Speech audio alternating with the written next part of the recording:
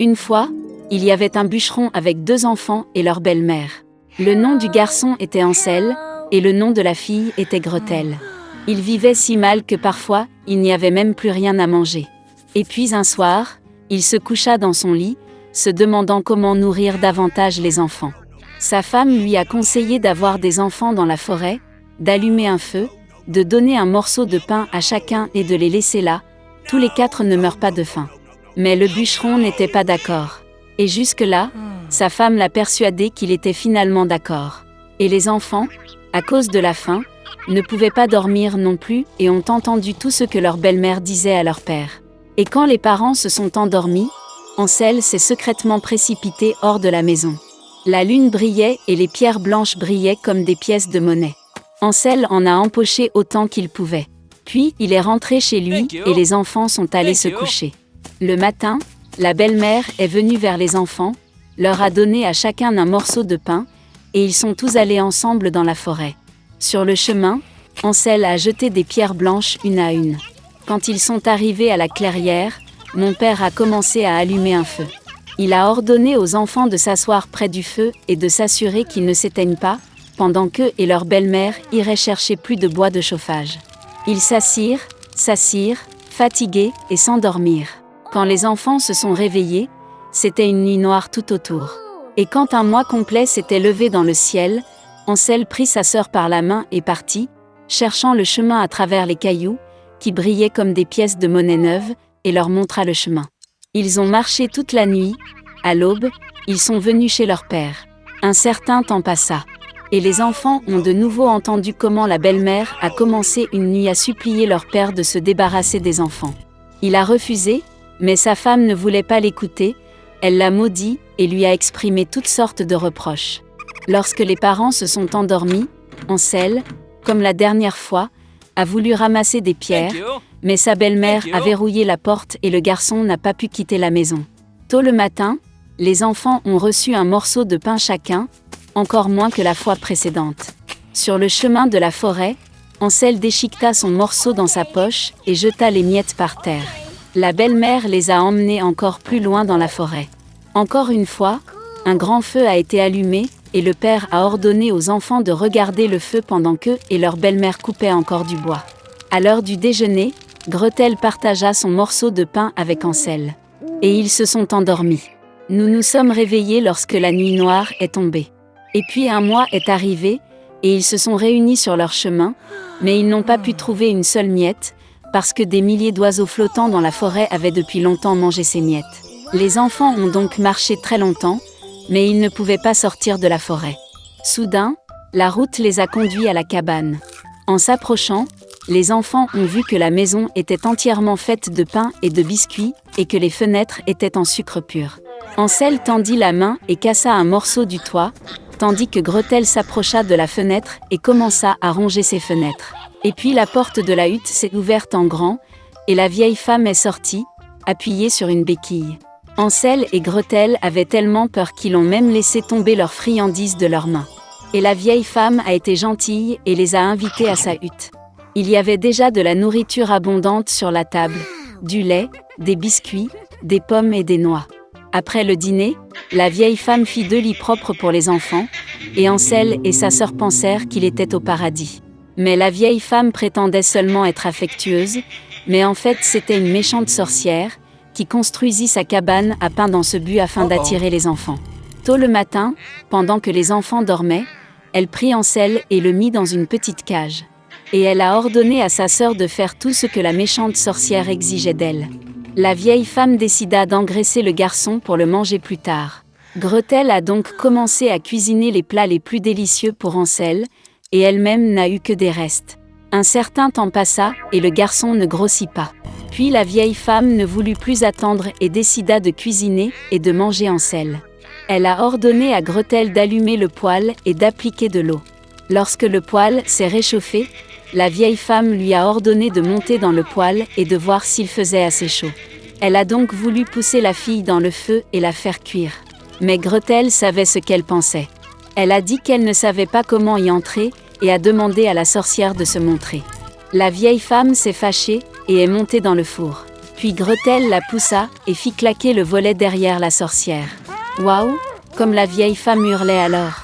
Gretel, quant à lui, se précipita vers Hansel et ouvrit la cage. Après avoir libéré leur frère, ils sont allés dans la chambre de la sorcière, dans laquelle il y avait des boîtes de perles et de pierres précieuses dans tous les coins, en ont rempli leurs poches et sont rentrés chez eux. Pendant plusieurs jours, les enfants cherchaient le chemin du retour. La forêt leur parut de plus en plus familière, et enfin ils virent au loin la maison de leur père. Comme il était heureux de voir ses enfants vivants. Hansel et Gretel versèrent sur le sol toutes les perles et pierres précieuses qu'il avait prises à la sorcière.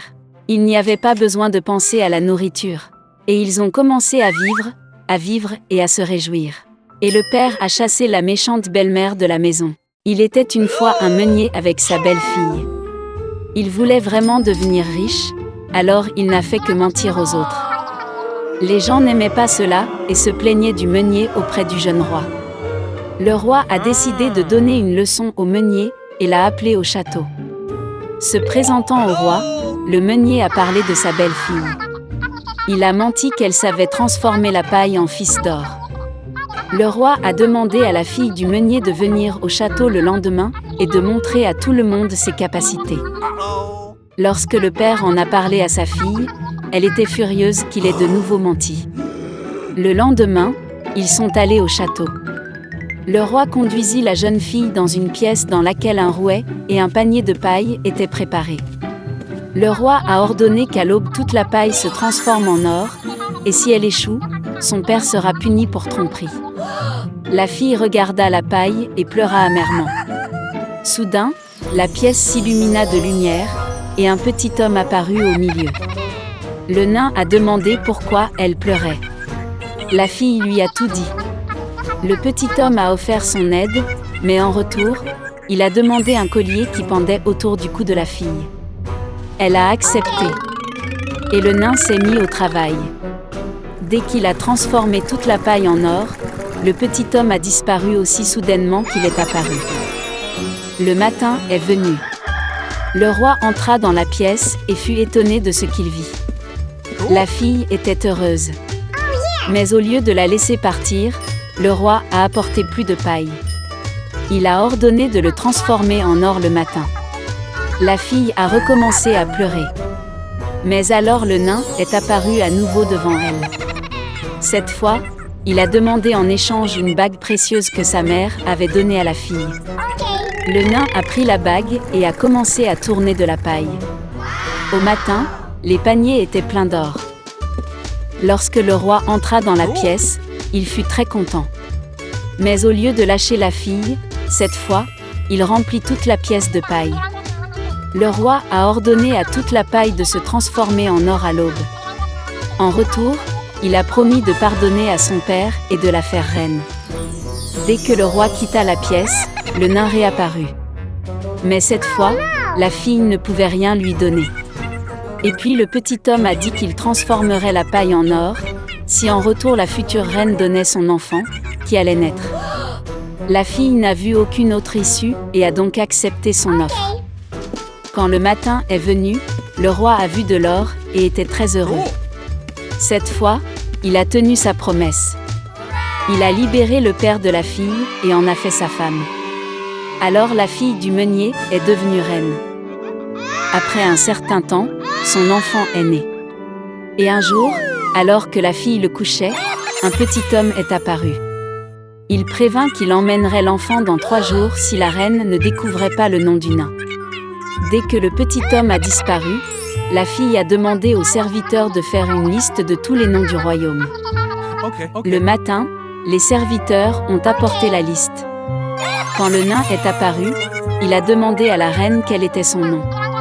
Elle a commencé à lire tous les noms de la liste un par un. Quand la reine eut fini, le petit homme dit qu'aucun des noms ne convenait.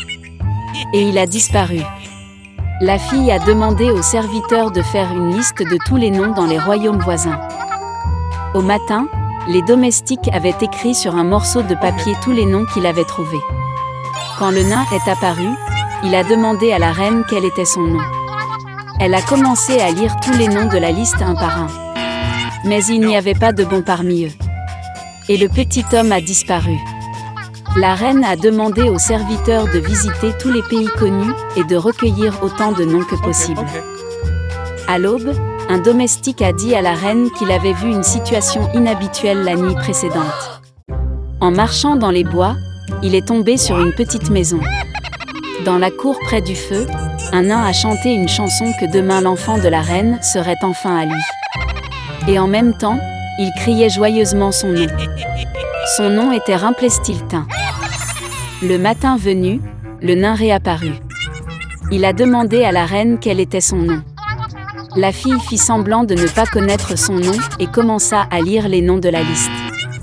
À chaque nouvelle mauvaise réponse de la reine, le petit homme devenait de plus en plus joyeux. Finalement, la fille prononça son nom. Et au même moment, le sol sous les pieds du nain crépitait, et il tomba dans un énorme trou. Alors la reine s'est débarrassée du petit homme avide. Plus tard, elle a tout raconté au roi. Il vit que la reine regrettait ce qui s'était passé et lui pardonna. Depuis, ils ont vécu heureux pour toujours.